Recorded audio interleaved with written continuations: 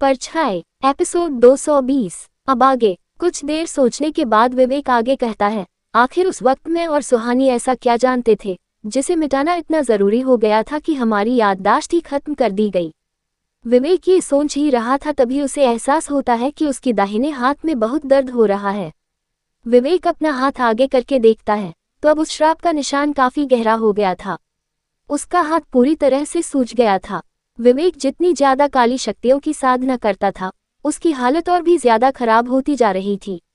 उस निशान को देखते हुए विवेक मायूस होकर कहता है, पता नहीं ये और कितने दिन मुझे जिंदा रहने देगा। ये कहते ही विवेक को कुछ याद आता है और वो अपने रूम से बाहर चला जाता है। कुछ ही देर में वो युवराज और सुहानी के बेडरूम के बाहर खड़ा था। विवेक उनके रूम के दरवाजे पर नॉक करता है। अंदर से सुहानी की आवाज आती है, कम इन। विवेक रूम के अंदर आता है। वहां युवराज और सुहानी बेड पर बैठे बातें कर रहे थे। विवेक को वहां देखकर सुहानी उससे कहती है, विवेक तुम आओ ना। विवेक चलकर सुहानी के पास आ जाता है। सुहानी उसे सामने इशारा करते हुए कहती है, बैठो। विवेक को इस तरह उनके बेडरूम में आना काफी अजीब लग रहा था। उसकी नजर फौरन युवराज पर जाती है। युवराज भी उसे बैठने का इशारा करता है। विवेक थोड़ा ऑकवर्ड होकर वहां बैठ जाता है। सुहानी विवेक का चेहरा देखते ही समझ जाती है कि इस वक्त वो काफी परेशान है। सुहानी कहती है, क्या हुआ? तुम इतने परेशान क्यों लग रहे हो? सुहानी के ऐसा कहते ही विवेक के चेहरे पर परेशानी के भाव और भी ज्यादा बढ़ने लगते हैं। वो सुहानी से कहता है, क्या तुम्हें मुझसे रिलेटेड हमारे बचपन की कोई ऐसी बात याद है जो कुछ अजीब थी? सुहानी विवेक को वो सारी बातें बता देती है जो आज सुबह उसने सपने में देखा था। युवराज उन दोनों के बीच में दखल नहीं दे रहा था।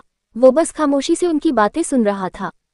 पूरी बात सुनकर विवेक हैरानी के साथ कहता है, ये कैसे हो सकता है? आज वहां मुझे भी यही सपना दिखाई दिया। विवेक उस सुरंग की बात कर रहा था। विवेक के ऐसा कहते ही युवराज उसे एक अजीब सी नजरों से देखता है और सुहानी क्यूरियस होकर कहती है, कहाँ? विवेक फौरन बात को बदल कर कहता है, मैं आज सुबह जॉगिंग के लिए गया था ना, वहीं पर। सुहानी को समझ आ जाता है कि विवेक उससे कुछ छुपा रहा है। वो इस बात को इग्नोर करते हुए कहती है, मेरी बात तो समझ आती है, लेकिन तुम्हारी मेमोरी क्यों मिटाई गई? विवेक इरिटेट होकर कहता है, सिर्फ मिटाई नहीं गई है, मेरी कुछ मेमोरी बदली भी गई है। ये सुनकर युवराज और सुहानी दोनों ही चौंक जाते हैं। युवराज फौरन कहता है, तुम कहना क्या चाहते हो? सुहानी भी कहती है, हाँ विवेक, तुम्हारी कौन सी मेमोरी बदली गई है? सुहानी का सवाल सुनकर विवेक की आंखें भर आती है। उसकी आंखों के सामने फिर से वो सीन चलने लगता है जिसमें वो विशिंग वेल के पास उस साए के सामने खड़ा था और उसके मम्मी पापा की लाश जमीन पर पड़ी थी। सुहानी को विवेक की ये हालत देखकर बुरा लग रहा था। वो विवेक के नजदीक जाकर उसके कंधे पर अपना हाथ रखती है और कहती है, क्या बात है? विवेक कहता है, मैंने तुम्हें अपने मम्मी पापा की मौत के बारे में जो भी बताया था वो सच नहीं था। वो बात किसी ने मेरे दिमाग में डाली थी। ये कहकर विवेक सुहानी को वो सारी बातें बता देता है जो कुछ देर पहले उसने सपने में देखी थी। ये सब सुनकर सुहानी हैरान रह जाती है और कहती है, इसका मतलब वो उनका चेन तुम्हें उस आदमी शिशिर ने दिया था और वो इतने सालों से तुम्हें प्रोटेक्ट भी कर रहा है। विवेक मायूस होकर हाँ में अपना सर हिला देता है। युवराज कुछ सोचते हुए कहता है, शायद यही वजह है कि उस रात के बाद मृदुला से तुम बचे रहे, वरना वो अपने शिकार को कभी नहीं छोड़ती थी। सुहानी कहती है, हम तीनों ने ही उस साए की वजह से अपना परिवार खोया है, लेकिन हमारा बचना बहुत जरूरी था, इसीलिए मुझे बाबा, युवराज सर को पद्मिनी और तुम्हें वो आदमी प्रोटेक्ट कर रहा था। विवेक एक गहरी सांस लेकर कहता है, उसे मेरी रक्षा करने के लिए किसने कहा होगा? सुहानी कहती है, जाहिर सी बात है, बाबा ने ही कहा होगा। उन्होंने युवराज सर की मदद के लिए भैरवनाथ को भी तो भेजा था। तुम में कोई तो बात होगी, तभी भैरवनाथ की शक्तियों के लिए उन्होंने तुम्हें चुना। विवेक क्यूरियस होकर कहता है, लेकिन मुझमें ऐसा क्या है? सुहानी कुछ सोचते हुए कहती है, वो हमें जल्द ही पता चल जाएगा। दूसरी तरफ समायरा अपने रूम में परेशान होकर इधर से उधर घूम रही थी। उसके दिमाग में बार बार अर्नव का नाराज चेहरा घूम रहा था और ये उसे और भी ज्यादा बेचैन करता जा रहा था। अर्नव हमेशा से समायरा के साथ बहुत अच्छे से और पेशेंस के साथ बर्ताव करता था। आज पहली बार वो इतना नाराज हुआ था। समायरा को नहीं पता था कि अब उसके पास कितना वक्त बचा है।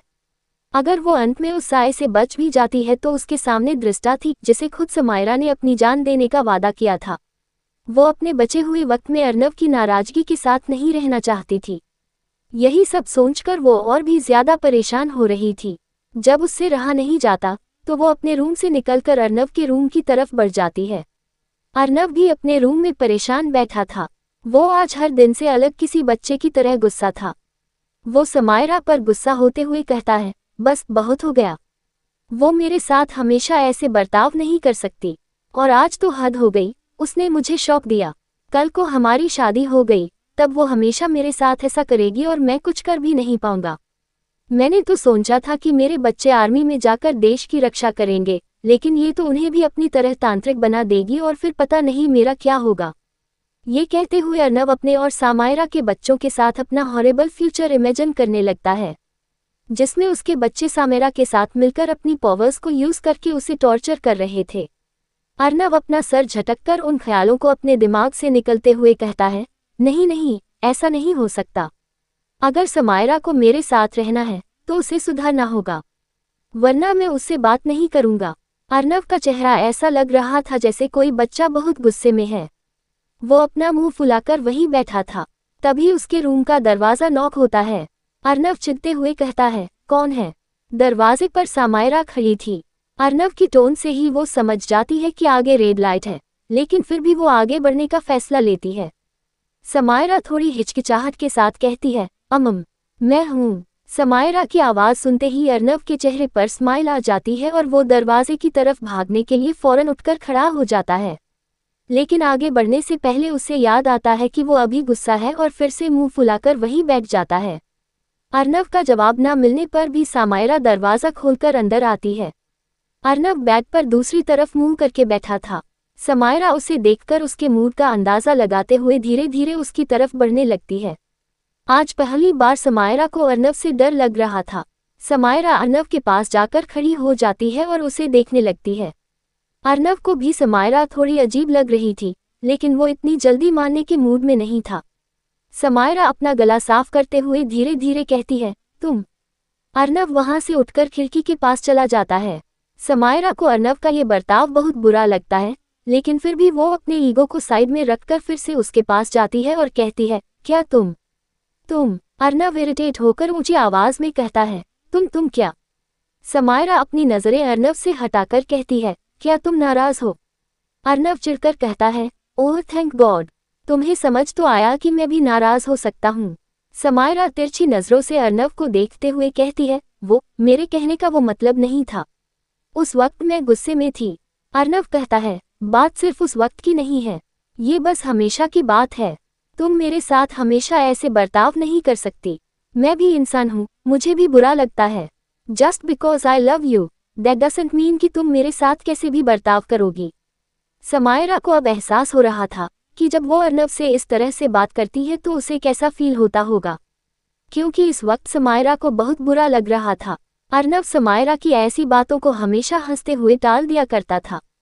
ये सोचकर समायरा को अपने बर्ताव के लिए और भी ज्यादा बुरा लगने लगता है। समायरा नहीं जानती थी कि किसी को मनाया कैसे जाता है और ये सब उसके लिए बहुत नया था, लेकिन वो अर्नव को नाराज नहीं छोड़ सकती थी। समायरा अर्नव से कहती है, आई एम सॉरी। समायरा से सॉरी सुनकर अर्नव हैरान रह जाता है और मन ही मन उसे खुशी भी होने लगती है, लेकिन वो देखना चाहता था कि उसे मनाने के लिए समायरा और क्या कर सकती है। वो गुस्सा होने की एक्टिंग करते हुए कहता है, मुझे तुमसे कोई बात नहीं करनी है, जाओ यहाँ से। समायरा को समझ नहीं आ रहा था कि अब वो क्या करे। वो फिर से कोशिश करते हुए कहती है, मैंने कहा ना, I am sorry. Arnav Samaira से नजरें फेर कर कहता है, वेरी गुड, लेकिन मुझे अब इससे कोई फर्क नहीं पड़ता, तुम बस जाओ यहाँ से। जाहिर है तुम अब बहुत बिज़ी होगी, मेरे लिए अपना टाइम वेस्ट मत करो। अगर ये सब खत्म होने के बाद हम दोनों जिंदा बच गए तो आगे बात करेंगे, वरना। ये कहकर अर्नव खामोश हो जाता है। अर्नव की बातें सुनकर समायरा की आंखें भर आती है। वो जानती थी कि ये सब खत्म होने के बाद क्या होने वाला है। अर्नव से ये सुनकर उसके दिल में दर्द होता है। अर्नव इस वक्त दूसरी तरफ देख रहा था, जिस वजह से वो समायरा की नम आंखों को नहीं देख पाता। समायरा बिना कुछ कहे अर्नव के पास जाकर उसे जोर से हग कर लेती है। समायरा के इस मूव से अर्नव हैरान रह जाता है। वो तो मन ही मन समायरा की डांट के लिए प्रिपेयर हो रहा था, उसे दूर दूर तक अंदाजा नहीं था कि समायरा उसे अचानक से हक कर लेगी। अर्नव के चेहरे पर एक प्लेसेंट स्माइल आ जाती है। अर्नव अपने सीने से लगी समायरा को देखते हुए अपने मन में कहता है, ये कैसे हो सकता है? ये मोगेम्बो ने खुद आकर मुझे हक किया। मुझे नहीं पता था कि गुस्सा होने के इतने फायदे होते हैं। अपने हाथ हवा में रखे हुए अर्नव यही सोच रहा था, लेकिन तभी उसे अपने सीने में कुछ नमी सी महसूस होती है। ये एहसास होते ही अर्नव की कन्फ्यूजन परेशानी में बदल जाता है और वो फौरन समायरा को खुद से अलग कर लेता है। समायरा की आंखों में आंसू थे।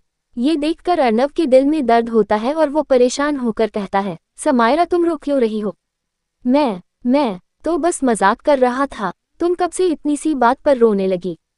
ये कहते हुए अर्नव समायरा के चेहरे से आंसू साफ करने लगता है, लेकिन समायरा की आंखों से अभी भी आंसू बह रहे थे, जिसे चाहकर भी वो नहीं रोक पा रही थी।